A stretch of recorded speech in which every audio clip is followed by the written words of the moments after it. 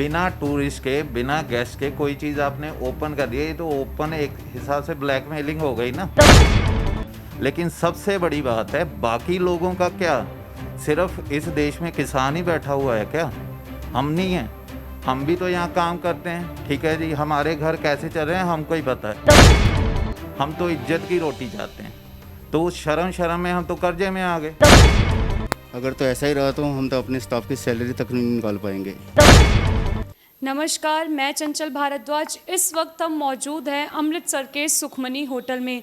जैसा कि आप सब जानते हैं कि कल पूरा भारत बंद था, जिसको लेकर बहुत से लोगों को तो कई दिक्कतों का सामना करना पड़ा है, जिसके चलते होटलों में भी कहीं ना कहीं बहुत नुकसान हुआ है। होटल के मालिकों को ही क्यों, बहुत से लोगों को, छोटे व्यापारियों को भी बहुत नुकसान हुआ है, क्योंकि कल भारत बंद था। क्योंकि ये जो जिस एरिया में इस वक्त हम खड़े हैं वो दरबार साहब के एरिया में है, जहाँ पर बहुत सारे होटल्स हैं। कहीं ना कहीं जहाँ से जो टूरिस्ट आते हैं वो यहाँ पर स्टे करते हैं। तो कल यहाँ सब कुछ बंद था, लेकिन होटल खुले थे, लेकिन कोई भी यात्री आ नहीं सकता था क्योंकि कल भारत बंद था। क्योंकि कल किसानों की तरफ से कॉल दी गई थी कि कल भारत बंद रहेगा, जिसके चलते बहुत से लोगों को कई दिक्कतों का सामना करना पड़ता है। जिसके चलते अब हम सुखमनी होटल में मौजूद हैं, तो यहाँ के मैनेजर जो हैं उनसे हम बातचीत करेंगे कि कल के किसान बंद के ऐलान से इनको कितनी दिक्कतों का सामना करना पड़ता है, क्योंकि कहीं ना कहीं किसानों का समर्थन करना भी लोगों के लिए बहुत ज़रूरी हो गया है। तो अब हम सीधा यहाँ के होटल के मैनेजर हैं उनसे बातचीत करेंगे कि वो क्या कहना चाहेंगे इस मुद्दे पर। किसानों की तरफ से कल जो कॉल बंद की ऐलान दिया गया है, होटल्स खुले थे लेकिन जो जनता थी वो आ नहीं सकती थी क्योंकि कल सब कुछ बंद था। तो इस पर क्या कहना चाहेंगे आप? देखिए, होटल तो खुले थे, लेकिन अगर लोग ही नहीं रहेंगे तो होटल का क्या फ़ायदा खोलने का? इससे अच्छा होता होटल भी बंद कर देते। बिना टूरिस्ट के, बिना गेस्ट के कोई चीज़ आपने ओपन कर दिया, ये तो ओपन एक हिसाब से ब्लैकमेलिंग हो गई ना। तो ये तो सभी को लगता है, कोई पागल थोड़ी है। तो आपको क्या लगता है किसानों का ऐसा करने से, ऐसे कदम उठाने से क्या कुछ हल निकालेगी सरकार? देखिए जी, ये तो एक हिसाब से सिर्फ ना जुमलेबाजी है। मेरे को नहीं लगता 4 महीने हो गए कोई सलूशन है। सभी अपनी जगह अड़े हुए हैं, ठीक है। किसान कह रहे हैं कि हम नहीं उठेंगे, उठेंगे नहीं। लेकिन सबसे बड़ी बात है, बाकी लोगों का क्या? सिर्फ इस देश में किसान ही बैठा हुआ है क्या? हम नहीं हैं? हम भी तो यहाँ काम करते हैं, ठीक है जी। हमारे घर कैसे चल रहे हैं हमको ही पता है। तो सर, कोरोना के चलते और ये किसानों के मुद्दों के चलते कहीं ना कहीं आपकी सैलरी पर भी बहुत बड़ा प्रभाव देखने को मिला होगा, तो इस पर आप क्या कहना चाहेंगे? देखिए, सैलरी की तो छोड़िए, हम तो कर्जे में आ गए हैं। अब तो हमको ये है कि हम कर्जा वो वापस कैसे करेंगे। हम 2 किलो वाले जो चल रहा है ना, 2 किलो आटा चावल, ये तो लेने हम वो कैटेगरी वाले लोग नहीं हैं कि हम 2 किलो जो मिल रहा है उसको लेने चले जाएं। हम तो इज्जत की रोटी चाहते हैं, तो उस शर्म में हम तो कर्जे में आ गए। अब तो मेरे को लगता है किसानों की जगह हमको भी बैठना पड़ेगा रोड पे कि हमारा भी कुछ कीजिए। तो सर, आपको क्या लगता है कि ये मुद्दा कितनी और देर तक लंबा जा सकता है, क्योंकि ना तो सरकार जनता की बात मान रही है और ना ही जनता सरकार की बात मान रही है? देखिए, जनता का तो मेरे को लगता नहीं, ये सरकार को तो सोचना ही पड़ेगा कि आप सिर्फ किसानों के लिए नहीं, बाकी लोगों के बहुत इफेक्ट हो रहा है। कोरोना हो गया, 1 साल हो गया, ऊपर से किसान हैं। अगर सब कुछ बंद रहेगा तो लोग करेंगे क्या? सबसे पहले होती है रोटी। अगर रोटी नहीं मिलेगी किसी को तो वो क्या करेंगे? ठीक है ना, चोरी चकारी फिर यही होगा। हम भी चोरी चुकारी करने लग पड़ेंगे।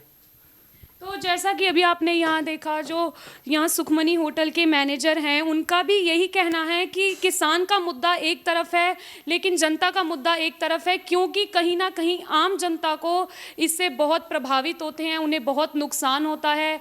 क्योंकि कोरोना जैसी महामारी के चलते उनकी पहले ही सैलरियाँ बहुत कम हो चुकी हैं, लेकिन जब से ये किसानी संघर्ष शुरू हुआ है कहीं ना कहीं उन्हें भी बहुत सी दिक्कतों का सामना करना पड़ रहा है। तो यहाँ जैसे कि आपने देखा, यहाँ के मैनेजर का कहना था कि ऐसी ही जब समस्याएं आती हैं तो कहीं ना कहीं लोगों को चोरियां चकारी भी करनी पड़ती हैं, जिसके कारण हमारे देश में कहीं ना कहीं क्राइम भी बढ़ता है, जिसे लेकर सरकार को सोचना चाहिए कि आज कितना लंबा समय हो चुका है जिसके चलते अभी तक कोई फैसला नहीं लिया गया है कि आखिरकार अंत तक क्या होगा। क्या किसानों को सरकार की बात माननी पड़ेगी या सरकार को किसानों की? अब ये देखेंगे हम अगले यहाँ पर कुछ और भी होटल के मैनेजर सब यहाँ मौजूद हैं, उनसे भी बातचीत करेंगे क्या उन पर भी ऐसा क्या प्रभाव पड़ा है, वो क्या कहना चाहेंगे। तो इसी के चलते यहाँ और भी कई होटल्स हैं दरबार साहब के पास जहाँ पर काफ़ी टूरिस्ट आते हैं, काफ़ी लोग आते हैं क्योंकि यहाँ दरबार साहब है। तो यहाँ पर इस वक्त हम मौजूद हैं होटल स्वर्ण में। तो यहाँ पर मैनेजर हैं, उनसे हम बात करते हैं कि कल भारत बंद रहा है तो उनका क्या नुकसान है, क्या नफ़ा है, क्योंकि आप सभी लोग जानते हैं कि पहले तो कोरोना के कारण ही लोग बहुत घाटे में रहे हैं। अगर छोटा व्यापारी घाटे में है तो कहीं ना कहीं बड़ा व्यापारी भी घाटे में जा रहा है, क्योंकि बड़ा व्यापारी ही छोटे व्यापारी को तनख्वाह देता है, सैलरी देता है। लेकिन अब जो मुद्दा है वो इस वक्त का ये है कि कल भारत बंद रहा है, क्या एक दिन के भारत बंद से हम आपको अपनी जनता को ये दिखाना चाहेंगे कि लोगों को कितना नुकसान होता है। तो सर क्या कहना चाहेंगे, कल भारत बंद रहा है, कहीं ना कहीं आपको भी बहुत नुकसान हुआ है। कल भारत बंद रहा है तो हमारे होटल में कोई भी कस्टमर नहीं आया है। जिन्होंने परसों स्टे किया था उन्होंने ही कंटिन्यू किया है, इससे हमारा बहुत नुकसान हुआ है। तो सर आपको क्या लगता है कि अगर किसानों का संघर्ष और लंबा रहा तो कहीं ना कहीं हफ्ते का 2 हफ्ते का भी वो कह सकते हैं कि बंद रहेगा, तो आप क्या क्या कहना चाहेंगे इस पर? अगर तो ऐसा ही रहा तो हम तो अपने स्टाफ की सैलरी तक नहीं निकाल पाएंगे ना। तो सर आप किसानों का समर्थन करते हैं कहीं ना कहीं, या आप ये कहना चाहेंगे कि किसानों के संघर्ष से कहीं ना कहीं बड़े व्यापारी भी बहुत घाटे में जा रहा है? नहीं, किसानों के तो बिल्कुल साथ ही हैं हम, ऐसी कोई बात नहीं है, किसानों के साथ ही है। जैसे सरकार को उनकी बात माननी चाहिए ना। लेकिन अभी तक सरकार ने कोई भी ऐसा फैसला नहीं लिया है जिससे किसान को राहत हो। तो इसके बारे में कुछ नहीं कह सकता फिर, सॉरी। तो जैसा कि आपने यहाँ देखा, यहाँ के जो मैनेजर हैं उनका भी यही कहना है कि कहीं ना कहीं उन्हें घाटा हो रहा है, लेकिन वो भी किसानों के समर्थन में है, हक में है। और इसी के साथ हम आपको और भी होटल के जो मालिक हैं, मैनेजर हैं, उन सभी से बातचीत करेंगे, क्योंकि एक तरफ है कोरोना तो दूसरी तरफ है किसानों का संघर्ष, तो तीसरी तरफ है जनता को जो घाटा जा रहा है। वो कहीं ना कहीं होटलों के बड़े बड़े मालिकों को भी बहुत लॉस जाता है इस कोरोना महामारी के चलते और इस किसानी संघर्ष के चलते। तो इसी के साथ आप हमारी हर खबर के साथ बने रहने के लिए देखते रहिए लाइव भारत। कैमरामैन मनोज भगत के साथ चंचल भारद्वाज की रिपोर्ट, अमृतसर। ਹੁਣ ਘਬਰਾਉਣ ਦੀ ਲੋੜ ਨਹੀਂ, ਹਰ ਬਿਮਾਰੀ ਦਾ ਇਲਾਜ ਆਯੁਰਵੈਦਿਕ ਜੜੀ ਬੂਟੀਆਂ ਦੁਆਰਾ।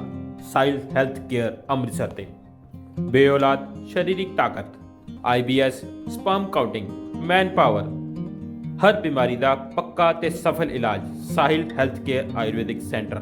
ਲੇਕਿਨ ਅੱਜ ਵੀ ਸਾਡੇ ਭਾਰਤ ਦੇ ਵਿੱਚ ਆਯੁਰਵੇਦ ਨੂੰ ਬਹੁਤ ਮਾਨਤਾ ਦਿੱਤੀ ਜਾਂਦੀ ਹੈ, ਬਹੁਤ ਮਹੱਤਵ ਹੈ। ਆਦਮੀ ਦੇ ਵਿੱਚ ਜਿਹੜੀ ਅੰਦਰੂਨੀ ਕਮਜ਼ੋਰੀ ਆਉਂਦੀ ਹੈ ਉਹ ਕਈ ਰੋਗਾਂ ਕਰਕੇ ਆਉਂਦੀ ਹੈ, ਜਿਹੜੇ ਔਲਾਦ ਪੈਦਾ ਨਹੀਂ ਕਰ ਸਕਦੇ, ਉਹਨਾਂ ਨੂੰ ਸ਼ੁਕਰਾਣੂਆਂ ਦੀ ਕਮੀ। ਮਿਲੋ ਰੋਜ਼ਾਨਾ 10 ਤੋਂ 6 ਸਾਹਿਲ ਹੈਲਥ ਕੇਅਰ ਸੈਂਟਰ 100 ਫੁੱਟੀ ਰੋਡ ਅੰਮ੍ਰਿਤਸਰ, ਸੰਡੇ ਛੁੱਟੀ।